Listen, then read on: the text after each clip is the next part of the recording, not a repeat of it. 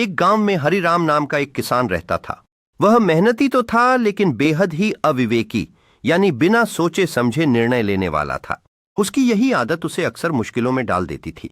एक दिन हरिराम ने सुना कि शहर में एक बाबा आए हैं जो लोगों को सोना बनाने की विधि सिखाते हैं। हरिराम दौड़ा दौड़ा शहर पहुंच गया।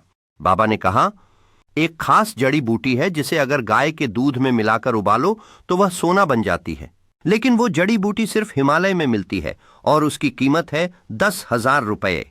हरिराम ने बिना सोचे समझे अपनी सारी बचत बाबा को दे दी और जड़ी बूटी खरीद ली।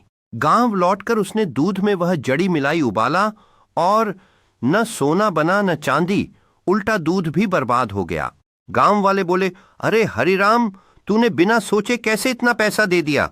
हरिराम बोला, बाबा ने बहुत आत्मविश्वास से कहा था, मुझे लगा सच ही होगा। अब हरिराम की पत्नी बहुत नाराज हुई। बोली, तुम्हारी इसी अविवेक की आदत के कारण हम भूखे मरने वाले हैं। कुछ दिनों बाद गांव में एक व्यापारी आया और बोला, जो भी मुझे अपना खेत गिरवी रखेगा उसे मैं 2 गुना पैसा दूंगा। हरिराम ने बिना सोचे समझे खेत गिरवी रख दिया, जिससे उसकी स्थिति खतरे में पड़ गई। बाद में पता चला कि वह व्यापारी तो ठग था और हरिराम को अपने खेत और पैसे दोनों से हाथ धोना पड़ा। अब हरिराम के पास कुछ नहीं बचा और वह अपनी गलती को समझने लगा।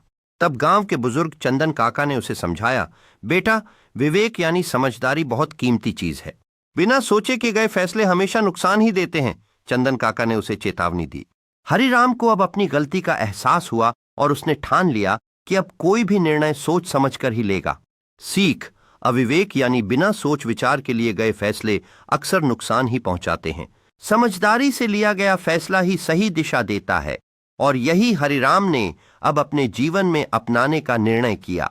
हरिराम ने अपने अनुभव को साझा करते हुए गांव के युवाओं को समझाया कि सोच समझकर लिए गए फैसले उनकी जिंदगी को बेहतर बना सकते हैं। इस तरह हरिराम ने न केवल अपनी गलती से सीखा बल्कि दूसरों के लिए भी एक उदाहरण पेश किया।